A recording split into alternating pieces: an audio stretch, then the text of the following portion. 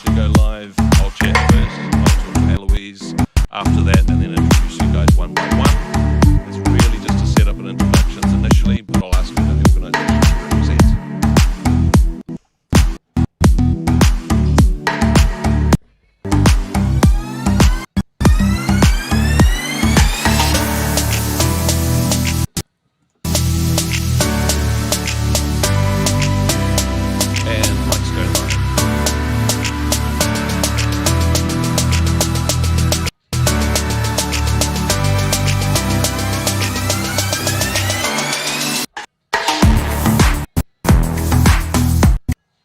Of September. Yeah, actually, advance voting can happen from this weekend, which of course includes the referenda. And talking about the referenda on marijuana today, one of our guests on the program is Executive Director of the New Zealand Drug Foundation, Ross Bell. He joins us by remote. Ross, kia ora, good morning. Thanks for your time. Yeah, kia ora. Thanks for having me. Firstly, tell us a little bit about the work that you do, New Zealand Drug Foundation. What is it that your organisation exists for? Yeah, well, we were a charitable trust set up over 30 years ago by some doctors and a nurse who wanted to inject a little bit of science into the debates and discussions around alcohol and other drug policy. And since that time, we've been running programs and services around helping people, doing prevention work in schools, working with workplaces like the New Zealand Defence Force, but also advocating for policy change. Where we see policies and laws getting in the way of promoting good health, then we will advocate for change. And I think the referendum is one of those kind of moments in New Zealand's history where we get to really try to treat cannabis as a health issue. Aaron Ironside joins us in the studio. Your current hat, Aaron, the spokesperson for the Say Nope to Dope campaign. Welcome to the studio. Yeah, Morena. And the Say Nope to Dope, 25 different organisations that came together to find a kind of a common thread, which was that each of these organisations is involved with the reality of cannabis use on the ground. So we've got ex-addicts, counsellors, ex-police, those who are involved in drug detection, drug testing, people who are seeing firsthand the damage that cannabis is doing, and looking overseas decided, you know what, in light of what we've seen overseas, we agree that we want to make sure people get access to the whole story. Yeah, and we will get into some of those arguments and counter-arguments a little bit later on. Also welcome and completing the panel is Janet Curle. Now, Janet, your history, your own story as documented in your autobiographical novel Wildside, involved with the drug culture. This was something that was a big part of your life, and now, I suppose the other side of that, helping people who struggle in the area of drug addiction. Yes, thank you, Andrew. Thank you, Eloise. Hi, guys. Yes, you could say I have lived experience. Mm-hmm. Now my time is spent helping pick up the pieces from other people's choices around drug and alcohol and any kind of brokenness, actually. So, yes, co-director of the Arapui Rural Retreat. Mm-hmm. That's where we're putting our focus now. We certainly appreciate your time and your perspective on this. Now, this is being broadcast on Rima and Life FM. It is live to air on both of those channels. Also live streaming on a whole stack of social media. Eloise, how can people connect with us? Yeah, we just had a bit of technical difficulties with the live stream at the beginning, but we are definitely on now. So we've got a few people already watching. No questions or comments just yet. However, if you do have questions or comments, if you have a view on this or perhaps something you'd like to ask the panellists, they can do so in the comment section of social media. Now, what platforms are they on? How can people connect through? We are on the Rima and Life FM Facebook page live and also the Life FM YouTube channel. We welcome your comments and look forward to the discussion with our panellists. That continues in just a moment.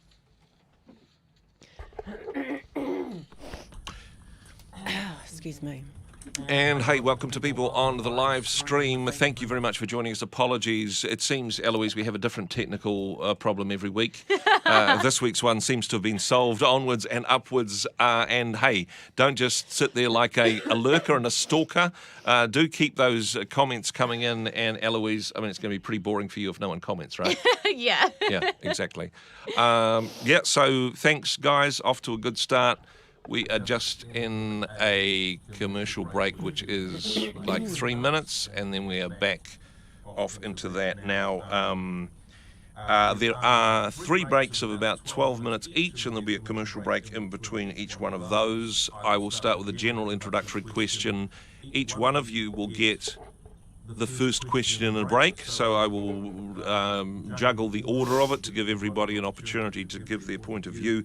However, as I said before, all mics are open. You can comment on somebody else's question, or if you have something to add or counteract, then an opportunity to do that civilly is absolutely fine. Looking forward to the discussion. Ross, you're the first one up in the first break, so you'll get the first question from the first break, if that's okay. Good. And just should check where we're at in the ad break. That'll be important, eh? Slightly different screen size here, so I have to reconfigure everything from my login. Apologies. Sorry, people on social media, that's a boring thing. You know, when you're thinking, why am I watching this live stream? After the ad break, we'll get a lot more interesting, and the guests will talk more, promise. Okay. We are about 40 seconds from back into it and live. We've got questions coming in? Yeah, I'm going off the comment section from the post comments yesterday to begin with. That's cool. So I will not ask you a question at the beginning of this break. No, at the end. That's cool. Cool. Coming up, we are putting the mics live again. We are about 20 seconds from live coming up.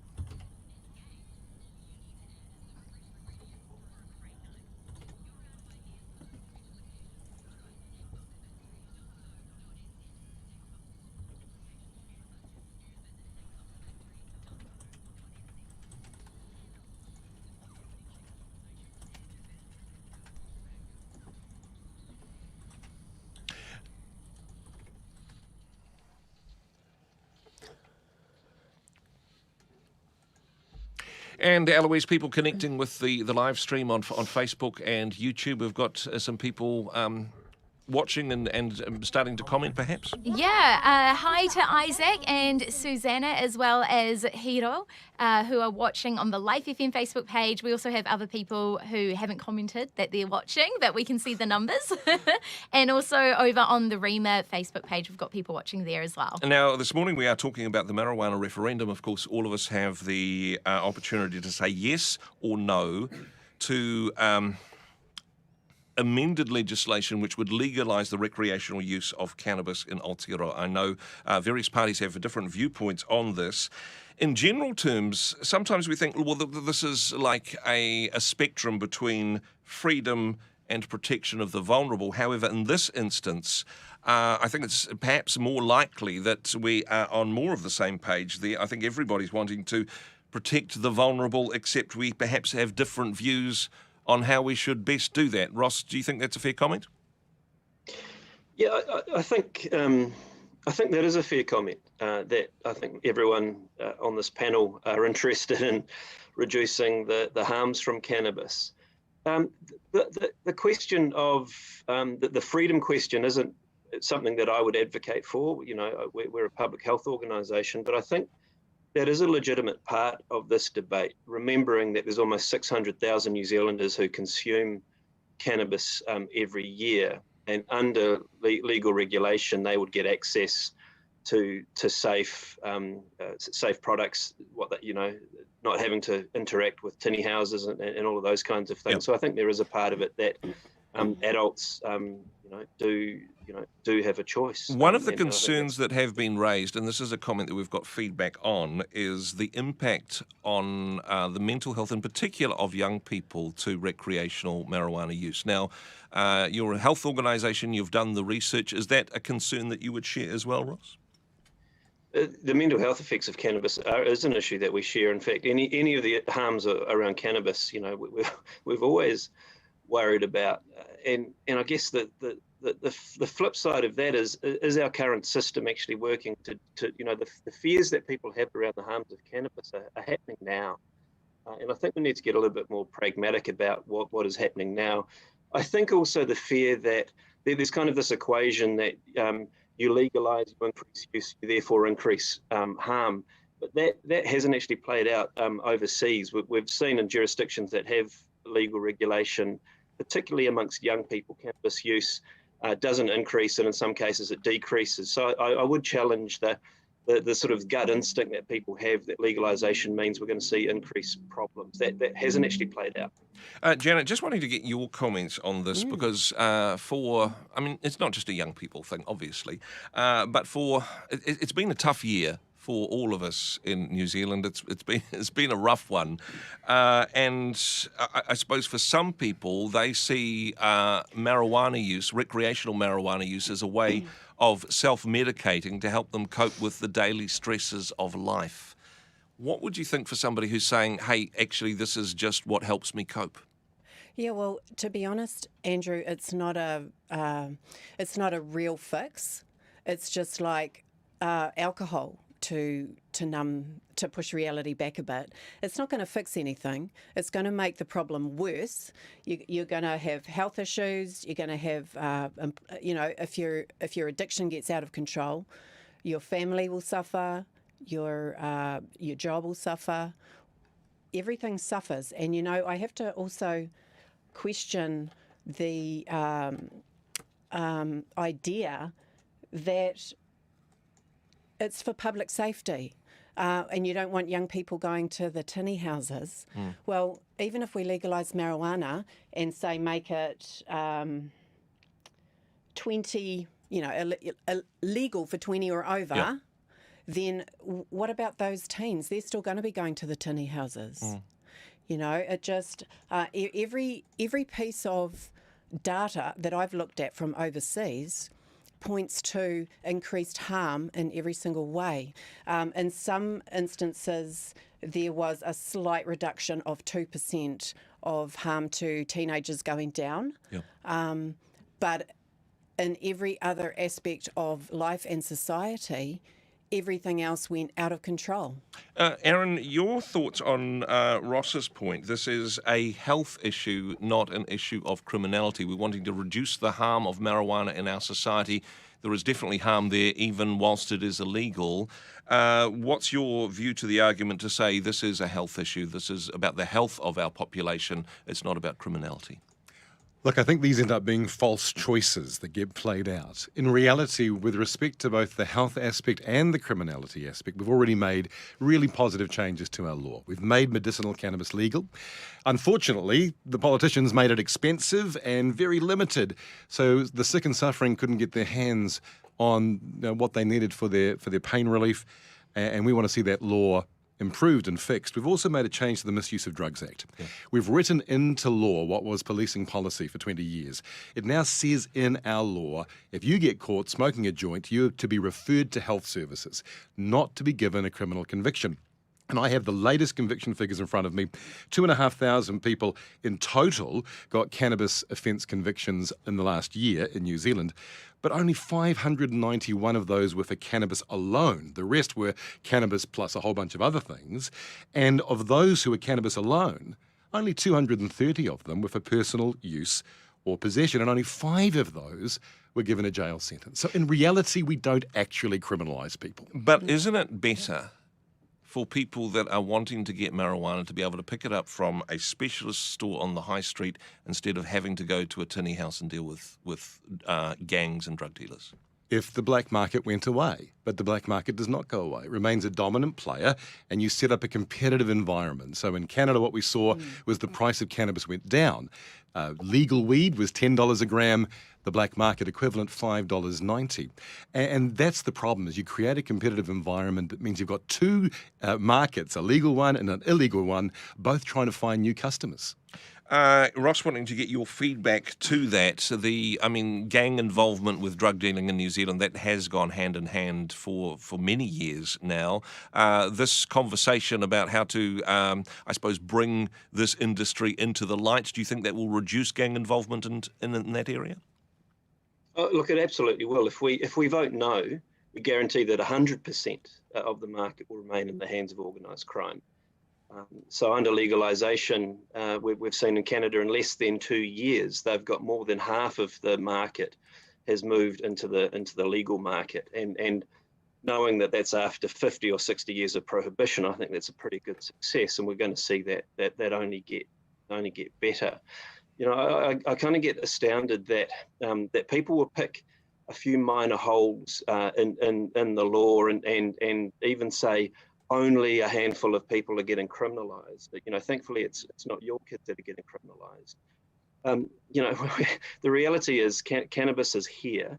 What we have tried to do for a very long period of time has not worked. I kind of get quite annoyed. I know I'm on a different radio station, so I need to mind my P's and Q's. Yeah. But this whole idea that we're not criminalising people, knowing that 600,000 people are using cannabis, sure, we are only criminalising a handful. Why is it that we're happy for that small group of people to carry the burden for all those tens of thousands of people who use cannabis? I think that there is a social justice aspect here that gets ignored. The people that we are punishing, and we are still convicting people, I don't like the word only convicting people, we're convicting many people, and those people are young and they are Māori. And I think we need to wake up to the reality that we are still punishing people for what is still a health issue. And when I say health, I don't mean medical. Yeah. I mean, you know, we should be putting prevention services into schools to delay use. We should be giving advice to adults who, you know, around how to consume in less harmful ways. You know, the reality is cannabis is here. The model that everyone or the other panelists are advocating for, which is the status quo. The no vote means we keep the current system. It's a broken system, and I don't think it is defendable anymore. Janet, just wanting to pick up on a comment you said beforehand about how, look, if we legalise marijuana, there's still other reasons that people will talk to the gangs and go to the drug dealers. From your own lived experience, marijuana in some ways the tip of the iceberg, that, I mean, there's comments about it being a gateway drug. What was your lived experience in terms of that? Absolutely. We know that that's a fact. Marijuana is a gateway drug. Too harder drugs, it just normalises the idea of drug taking for people that normally wouldn't have considered it. I thought it was, you know, we know that with addiction, it's not about the drug taking, it's about the pain, it's about the underlying issues. Yeah. And like you said before, you know, what about the people that just want to take it to make them feel a bit better and be able to cope better and everything like that? The real way to deal with all that and get proper healing and life restoration is by seeking help for the deep heart issues, the brokenness, which is the driver, the pain, which is the driver for the addictions. Now, Paula Bennett was 50-50, couldn't decide whether she was pro or against. She went to Canada and had a look, and she came back with a resounding no, definitely not. Patrick Gower said also when he was in Canada, it seems like once you let this, once you legalise marijuana, it seems to take on a momentum of its own. And I think we're incredibly arrogant if we can think that from where we're standing, just choosing which information we choose to believe to suit our own agenda. I mean, this is the opportunity for all of us as we go to the referenda, that we need to consider the information. We need to get viewpoints of a variety of people, and that's what we're doing as a part of the program today. Eloise, any comments or questions from the people on social media? Yeah, there's been quite a few.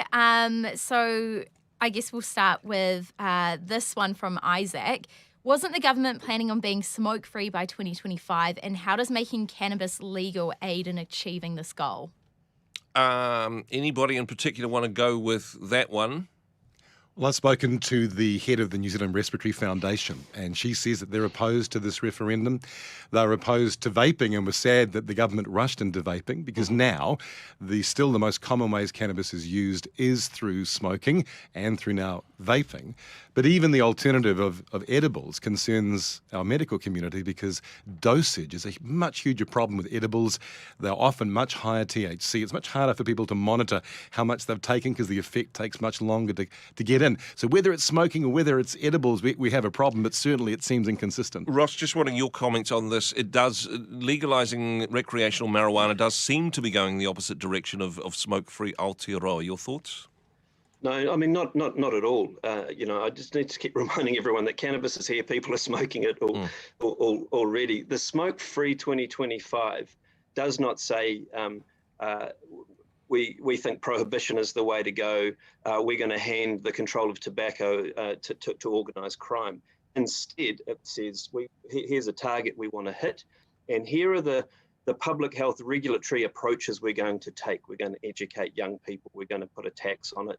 We're going to get it off the shelves. We're going to put warning labels on it. We're not going to allow it to be advertised. So with tobacco, which kills over 5,000 people each year, we have decided that a public health approach is the right way to go. We're not throwing up our hands and saying to organised crime, hey guys, it's over to you. This is what we do with cannabis. And it's not working for us. So Smoke-Free 2025 isn't saying we're going to get rid of tobacco. It's saying people are still going to want to consume it, and here are some things we're going to do to reduce the harm. I certainly appreciate the comments from all of the panellists and love to hear from you as well. If you're watching on the live stream, you can comment. We'll take more of comments from both the panellists and the people watching on the stream. That's coming up in just a moment.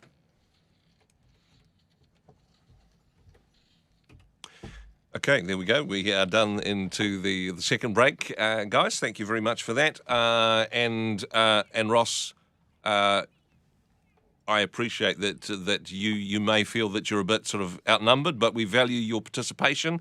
It wouldn't be the same without you, and thank you for what you're bringing. So yeah, don't feel like this is a setup, mate. Thank you for what you're doing. No, it's all good. It's all good. Yeah. So we are jumping into the just at the end of the ad break. We'll do another set of that. We've got a lot of stuff that we need to cover, and I want to give everybody the opportunity to talk. So that last break was a little bit longer than would be ideal, so the next two need to be a little bit shorter, but I'll manage that. But just if we can, I suppose, stick to the core answer to the question rather than train of thought to the next thing, and that will give everybody an opportunity to have their say, if that's okay.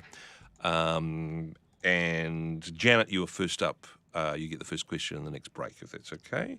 And we'll take along from there. Eloise, we'll start with a question as well, though generally or a comment from somebody on the live stream. Is that okay? Yeah. And hey, welcome again to the people on the live stream. How many are we looking at? How many numbers or names or who? Not great at maths. Okay, sorry. There's 27 on one, 20 on another, 5 and... So a lot more than listen to Life FM regularly. The numbers pick up and drop off all the time. Totally. Yeah. So guys, if you could be more fascinating, that would really help our streaming numbers. Hey, that'd be great. I'll take my shirt off. Well, that'll get well, that will go one way or the other. Let's just say, let's just have a quick referendum on that. No, say nope to Aaron stripping. We could talk about the role of the Church of Scientology and the Say No to Dope campaign. I think that would get listeners interested and engaged. We could, however, and Ross, I appreciate that as your point of view. I don't think that would actually help our viewers or listeners make decisions. It's good point scoring for you, and I get that, but it may not help them to go, therefore I will, you know what I'm saying. I think there's good arguments on either side. If we stick to the argument rather than the player, then that would be more useful for our audience, if that's okay. But hey, dude, it's an open mic. We're live, so what you do is on you. It's a boring answer. They're not actually involved other than, Yeah, well, anyway, yeah. It's a boring answer. We are back. We are with the panel, Andrew Urquhart and Eloise Packham, hosting the show. And Eloise, we've got some more comments and questions from the people watching at home. Yes, Judy has commented, New Zealand already has mental health issues that our medical system is unable to deal with. Why overload it further with increased demand caused by psychosis and other mental health issues associated with cannabis use? Again, we'll do this as open mic. Is anybody wanting to comment specifically on this one? Good question. I'd like Ross to answer that one. Ross, any thoughts? I'm happy to. The fear that people have, again, it's this equation: legalisation, you increase use, you increase harm, including mental health issues. We've not seen that. We've not seen that in jurisdictions that have legalised. Increases in use tend to be amongst adults, and they tend to be amongst people over the age of 50. We're not seeing heavy use increase. We're not seeing youth use increase. So actually, I don't think we're going to get. Look, both of those things are untrue. I can't let that go unchallenged. I spoke to Professor Christian Thurston from the University of Colorado's Denver School of Medicine. He said that their hospitalization rates in Colorado have gone up. Their emergency room visits from those having cannabis-induced psychosis is going up. And the legal states of the US, their adolescent use of cannabis is higher than the non-legal states. And you're welcome to go and look at the stats. They're all there. We will get back to this point, but thank you, gentlemen, for both of your, for everybody for their comments on this one. Janet, wanting to pose a question to you, because, I mean, it's important to recognise we're talking about the recreational use of cannabis. We're not talking about medicinal cannabis. That bill has already passed, and there are comments about how expensive it is and how inaccessible it is to those who need it. What's your thoughts on medicinal marijuana? Do you think it's here to stay? It's an important part of our health system? I think that, there may be a place for it for people that are on that bandwagon. But there's inherent difficulties with the legislation around that and with the way it's been rolled out, like Aaron said, making it ridiculously expensive that people can't afford it. So what is the point in that? My concern is that there are a lot of claims that are made about medicinal marijuana that are not backed up by science, and everybody, because it's what they want to hear, they just start going, oh yeah, it cures this, it cures that, it cures everything else. I mean, there is feedback to say that it does have therapeutic effects for some people. I suppose the question in some people's minds, Aaron, is that if it can be used, if people are using it therapeutically, how harmful can it be?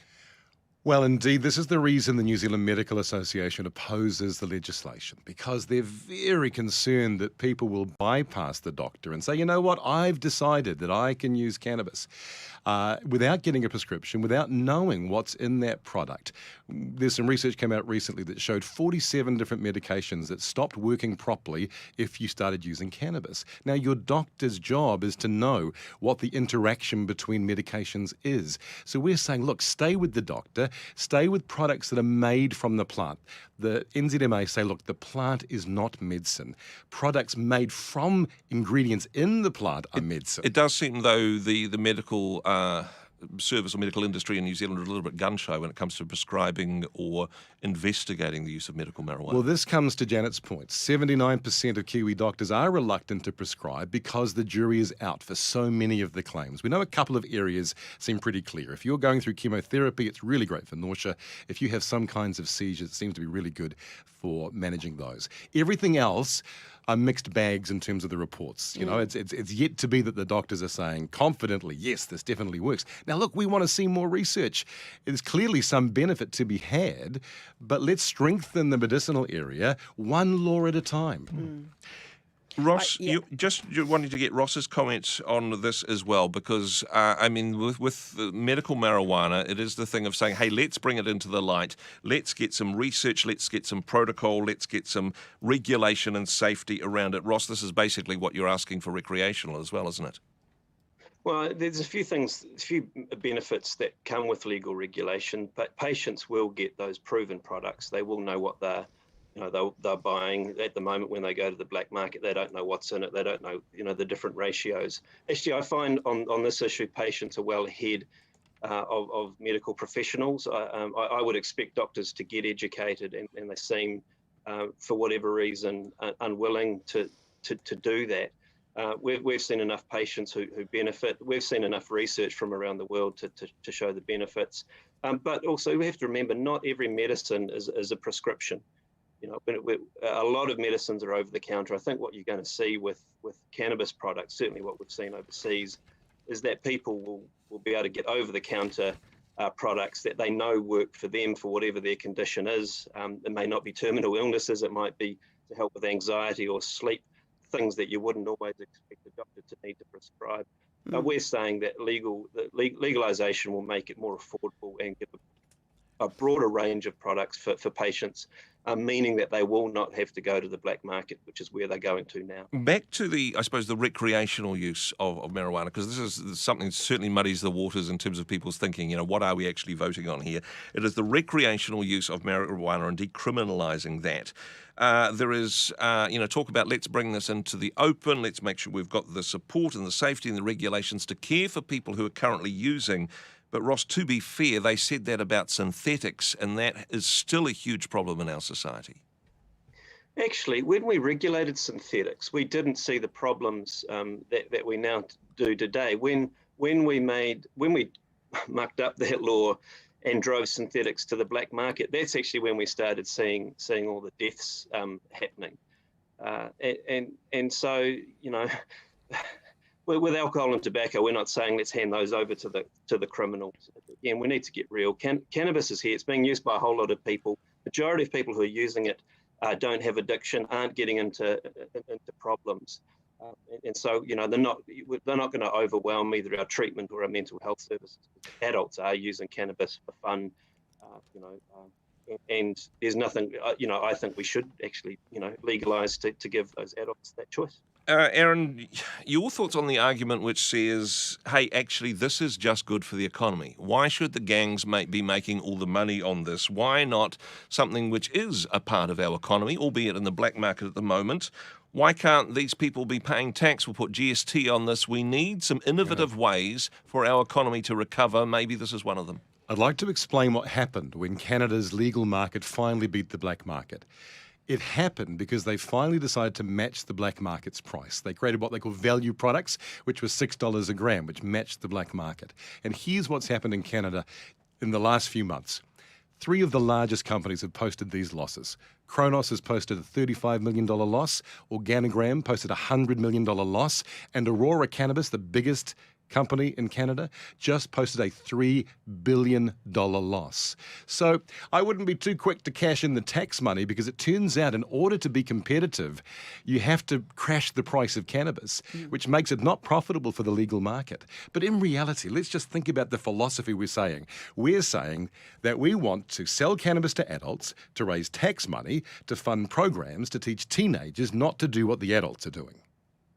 It makes no sense. That's broken. Janet, you're based in Northland, and can I say respectfully, some of the best marijuana in the world is grown in the hills around where you live. For these rural communities, could this be a shot in the arm? Could this be a way of people who are underemployed and looking for a legitimate way to have a rural lifestyle which puts food on the table of their children? Could this be a good thing for the community in which you live? To me, the way I see it is it would be throwing gasoline on the fire to set up a system that supports addicts. So no, I don't agree with the argument that it's for the kids, it's to create a better lifestyle, because in reality what will happen is that they're throwing their kids under the bus. Ross, I just want to give you the opportunity to comment on what Aaron was saying beforehand, because, yes, if we legalise recreational use of marijuana, you'll be able to buy it from perhaps a specialty store on the high street.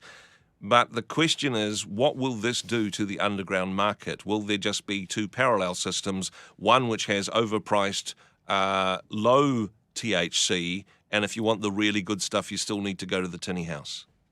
No, if you vote no, you're guaranteed 100% of the market will stay in the hands of organised crime.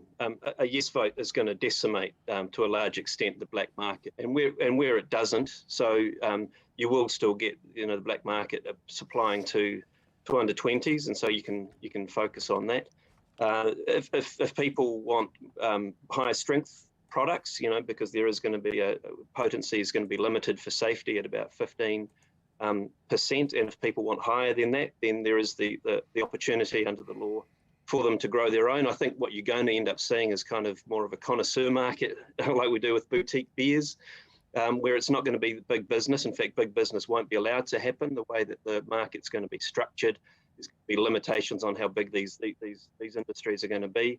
I think we're going to see those communities that are relying on the economy now will be able to move into the light with legitimate jobs and pay tax. And if that tax gets ring-fenced and put back into drug education and treatment, I see absolutely no problem with that whatsoever. Yeah. This question of whether the black market will transition is interesting because the Curle report has laid out the structure of 1 gram of cannabis. And you're only allowed to have a license for one part of the process. So you can be a grower, you can be a manufacturer, and you can be a retailer, but you can't be more than one of those things. And each of those in the chain is only allowed to earn $1 of the 20. Now, if you're the black market, you currently earn $20 of the 20. Yeah.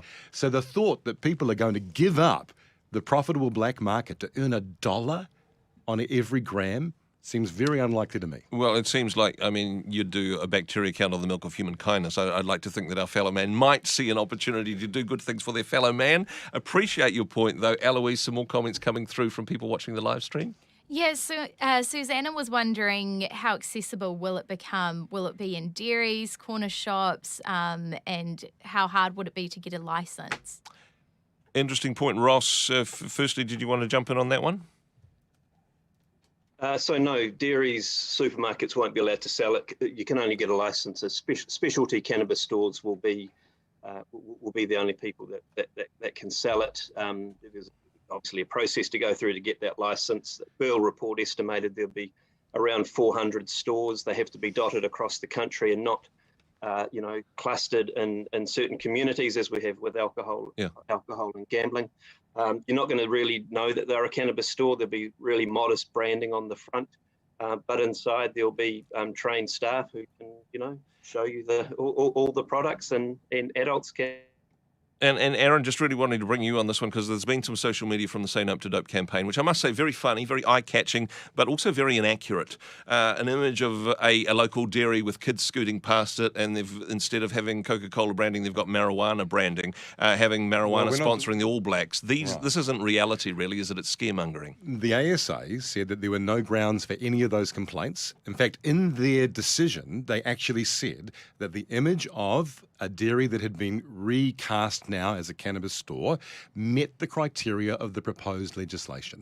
They said it was immensely possible. And of course, kids are outside all kinds of stores. And that was our point. You see, in Featherston, when the Kia Ora Dairy became an alcohol store, the people of Featherston complained and said, this is terrible. Yeah. And we simply asked the question, well, what happens if your favourite family business becomes the local cannabis store, and suddenly what was a place where you're happy to have kids outside is a place where it doesn't make you feel comfortable? But if your social media is misleading, I mean, regardless of what the ASA said. Well, the ASA said it wasn't misleading. So based on what? Look, if this is not helping people make an informed decision, but it's just capturing attention. But that is informed, because any shop could, just like the Featherston Dairy became the Featherston Alcohol Shop, there's no reason why a dairy couldn't become a cannabis shop in this future world. Well, we certainly appreciate the comments and feedback from all of the panellists, and the view of this program is to help you make an informed decision as you head to the polling booths and make the choice, yes or no, for the recreational use of marijuana. Back with more from the panel. That's coming up in just a moment. You having fun yet? You're allowed to push back. Oh, no, I will. In fact, it would be wrong for me not to, right? Yeah. Hey, do you want to keep your mic on while we're doing this, just so it can because we're not live, so we're out of program. Just keep it on so that the social media can pick up. Are you okay with that? Oh, yes, just I clear my throat a lot, so I didn't want to clear my throat into people's ears. Appreciate that. Yeah. Okay, we are 11:45, so we're into our final commercial break. The next section will be our last one, and yeah, we will start again with a question from social media. Yes. Yeah. Although random comment. Yeah. Isaac has said, I'll be honest, seeing Aaron's voice come out of his mouth is weird. I've only heard his voice on the radio with ads. Imagine how weird it is for him. Yeah, it's weird for me. I've never seen it come out of my mouth. Yeah, exactly. Yeah. Okay. But I have a different question. I just want to mention that. I Yeah. need to That's clarify funny. something I said about medical. Oh yeah. No, we can jump into that, or we've got some things that we're wanting to move forward on. One of the things that I'm really wanting to. Okay. So whatever you do. Yeah. Just well, this is a good heads up. Just really in this last section, wanting to be really fact driven. What are we saying yes or no to? And what are the actual things that are being proposed, so that we know that I may not be a reefer addict, but that I'm not. What are we saying yes to or no to? Oh, we're in. Yeah, cool. Thanks. You are with the panel, some good conversations. In fact, we're getting carried away with conversations and didn't realise the ad break had finished. So, Eloise, thank you for pointing that out. Lots of comments as well from social media. What have you got for us? Karen has said New Zealand has a binge culture unlike anything overseas, and as a result we do have mental health, addiction and suicide figures that are shameful. How can we look at the results the rest of the world is seeing and think we would look anything like that, as we're quite different? Any takers on this question? The binge culture that we have in New Zealand? Very good comment. We do have a binge culture. I think that we do need to look at what's happening overseas. I don't know how people can ignore the social devastation on the United States, the homelessness. It's just, what Paula Bennett said, that New Zealand is going down in all of the statistics for smoking cannabis, smoking cigarettes and alcohol. So why would we change? There's also an aspect whereby, there's this image, Ross, of the thinking man's cigarette. This is a millennial with a groomed beard, having a sly joint in the weekend with friends, and then having playing backgammon. Actually, marijuana use recreationally is more represented in people who are doing very, very badly in a lot of social measures. This is likely to be the habit of choice for people who are really struggling in many other areas of life. Any thoughts? Look, the majority of people who use cannabis, enjoy it recreationally without problem.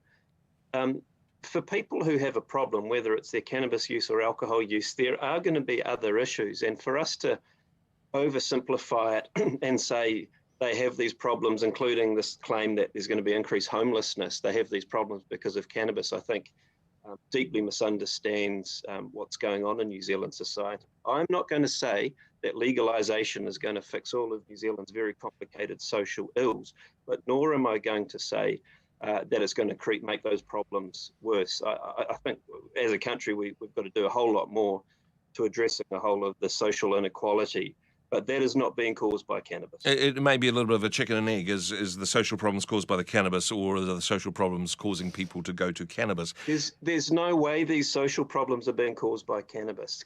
People who might use cannabis to cope or forget or whatever, they're not doing that because of cannabis. They've got problems that we should be dealing with anyway. But, the claim that cannabis is creating those or is going to make those problems worse, I think is irresponsible. Aaron, just wanting to jump in on something here for you. Some people might say, well, it's all right for you to be opposed to marijuana law reform because your mood-enhancing drug of choice is already legal. What's your thoughts to that? I think behind this alcohol argument is two things. One, they're very different kind of trajectories. So prohibition of alcohol was a relatively brief phenomenon in the 1920s. So it's a different kind of thing. We've had a long period since any kind of prohibition. By contrast, cannabis prohibition has been much longer, so the black market is so much more established. It's a different kind of a thing. I think also behind the question is this hope that maybe we would say, well, alcohol is so bad, maybe if people sort of transition from alcohol to cannabis, that would be, somewhat better. But the problem is, Renee Goodwin did research of 27,000 Americans. She followed them for 3 years. And this is what she found, that those who use cannabis first were more likely to develop alcohol abuse problems, and those who used cannabis were 5 times more likely to have an alcohol abuse issue. Looking at the actual legislation, what it says, what it doesn't say, what is being proposed on this one, one of the statements is that if we're looking at decriminalising cannabis for recreational use, that it will be strictly illegal for anybody under the age of 20 years, so that it's not going to be impacting the mental health of our young people, because this piece of legislation will be a part of that as a baseline. Janet, how confident are you that type of, okay, it's not for the kids, it's for 20 plus, how confident are you that type of legislation could be effective? Absolutely. It's hypocritical. We saw it when we lowered the alcohol drinking age, and more people, yet the younger set again, where it just opened it up to them again. Now, I just have to clarify, sorry, Andrew, that's right. that the comment you mentioned a couple of times about decriminalisation, it's actually legalisation that we're talking about, and they're very different. Mm-hmm. So in a way, we've already got, in a way, people are not being criminalised for recreational use. No, that is an important point, and sorry that if I got that one wrong, I've kind of put them both in the same basket there. Ross, from your point of view, you're in favour of having the conversation of saying, hey, if this is something where we are looking at, let's at least make sure that we've got the safeguards in place, rather than something which the government or the corporation or corporations do without the public having to have a say. Oh, sorry, I didn't quite understand the question. The aspect of my understanding, at least, and sorry if I get this wrong again, is that part of your argument is, let's take this opportunity to talk about how to get this type of legislation right. Let the people have their say in what legalising marijuana legislation would look like, rather than that being a government decision. Yeah, well, look, no, I don't think there should be a referendum. I think that there should have been a bill that works its way through the House like any other bill, and we were hoping the government would have done something more sensible. So I actually don't support lawmaking by referendums, but if people vote yes, then the bill will get introduced to the House, and that normal state committee public engagement, can happen. I actually think the government's done a really good job, despite the fact that they developed this kind of behind closed doors. They didn't get a whole lot of public input into the drafting of the bill. They've done a really good job. If you measure this against alcohol law and tobacco law, they've actually started really strict. The problems that we've seen with alcohol and historically with tobacco law, where we've been too loose, we're actually starting quite strict with this law. So you've got the R20, you've got the no advertising, so we don't have to fight the industry. We're already locking that into place. We're moderating how big the industry is. We're putting purchase limits in place. So we're actually putting all these really good controls in place. It's so much better than alcohol and tobacco law, and arguably it's probably a very good model that we could use for things like alcohol. Some people would say this is where perhaps tobacco and alcohol should have been 20 years ago. Absolutely. What the legislation is proposing is up to 40 joints a day is legal for one person to smoke. How is that good control? What sort of tone is that setting? I used to smoke. There's no purchase limits for alcohol. People don't go out and buy, 6 bottles of wine and drink that all in one go. It's not a target. You don't have to smoke your 14 grams all in one go. It's more likely that people will buy a month's supply. 14 grams for most people is kind of 2 or 3 weeks. I suppose that is all your toilet paper in one. Yeah, exactly. I suppose that is the difference between somebody who's saying, hey, this is something which I do in the weekends for fun, and this is an addiction problem that I have. Whereas an alcoholic may drink all 6 bottles of wine in a night. Somebody who has a drug problem may go, hey, 40 joints a day, bring it on. Yeah. Well, it's the pretense of control is the problem. It doesn't provide any real framework to help people with problematic behaviour. Now, I know as a former user that any time we got our hands on large quantities of marijuana, we did not make it last a long time. We went on a bender and we smoked it till it was gone. That's right.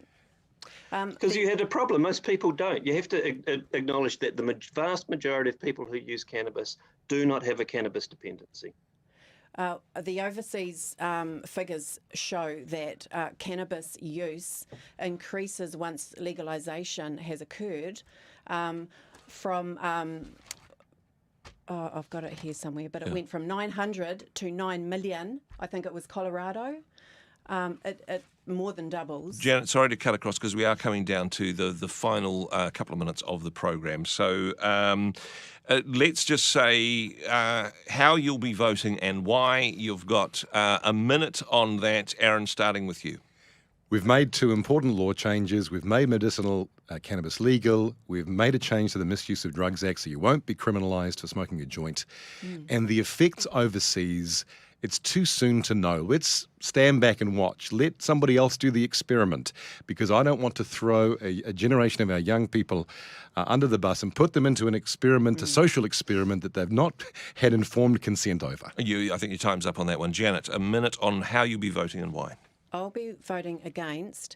I'm deeply concerned about the potency and the concentrates that will be legal under this legislation.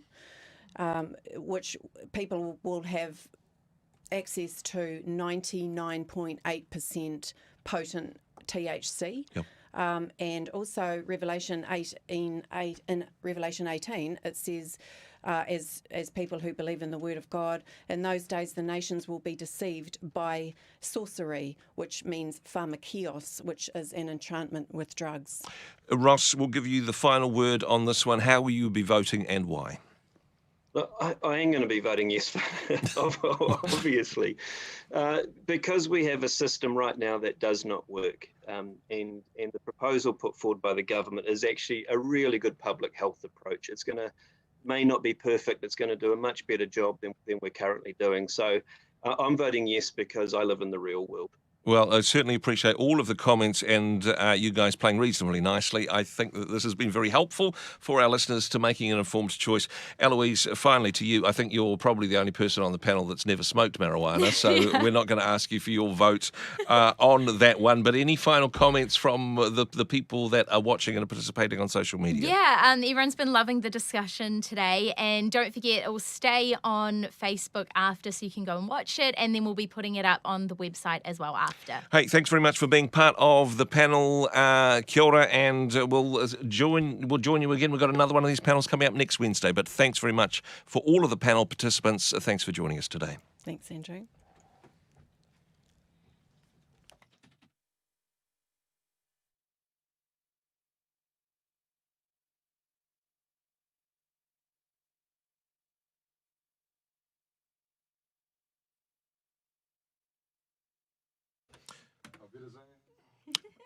Thank you, Ross. Really, really appreciate that. And Awesome. yeah, no, Thanks so much. yeah, and yeah, I think